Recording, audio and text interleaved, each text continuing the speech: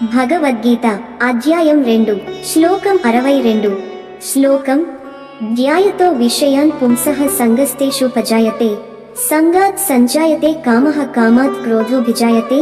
ఈ శ్లోకం మనిషి పతన పథాన్ని ఎంతో స్పష్టంగా వివరిస్తుంది.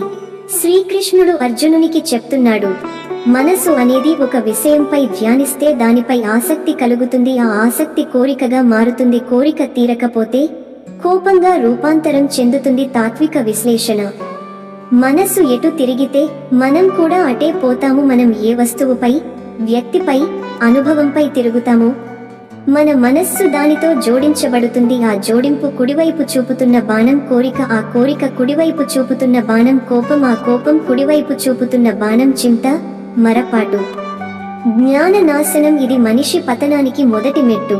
ఉపదేశ సందేశం: భౌతిక విషయాలపై మర్యాదగా ధ్యానించడంలో తప్పులేదు, కానీ అటు మనస్సు పూర్తిగా లిప్తమవుతుంటే అది ముక్తికి కాదు, బంధానికి దారి తీస్తుంది. ఈ శ్లోకము మనకు జాగ్రత్తగా ఉండమని హెచ్చరిస్తుంది. ధ్యానం జాగ్రత్తగా చేయాలి, మనస్సును ఎటు కేంద్రీకరించాలో ఎంచుకోవాలి. ఉదాహరణ: ఒక వ్యక్తి ధనాన్ని ధ్యానిస్తుంటాడు, తరువాత అది కావాలనే కోరిక, అది రాకపోతే కోపం.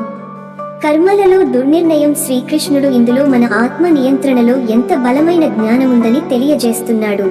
ఆధ్యాత్మిక దృష్టికోణం: మనిషి శాంతిని కోల్పోయే ఆరంభ స్థానం ఇదే దృష్టి. కుడివైపు చూపుతున్న బాణం మమకారం, కుడివైపు చూపుతున్న బాణం ఆశ, కుడివైపు చూపుతున్న బాణం ఆత్మవంచన. ఈ శ్లోకం మనకు హెచ్చరికే కాదు, ఒక మేల్కొలుపు కూడా. శ్లోకం 62 ద్వారా మనం తెలుసుకోవలసింది: మనసు ఎటు తిరుగుతుందో మన జీవితం అటే పోతుంది. కాబట్టి ధ్యానించేది ఏమిటో జాగ్రత్తగా చూసుకోవాలి. తదుపరి శ్లోకంలో క్రోధం తర్వాత ఏం జరుగుతుంది?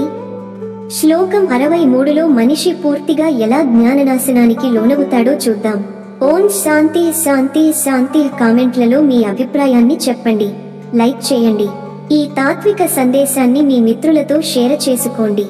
తదుపరి శ్లోకానికి ఛానల్ సబ్స్క్రైబ్ చేయండి. ధన్యవాదములు. జై శ్రీకృష్ణ.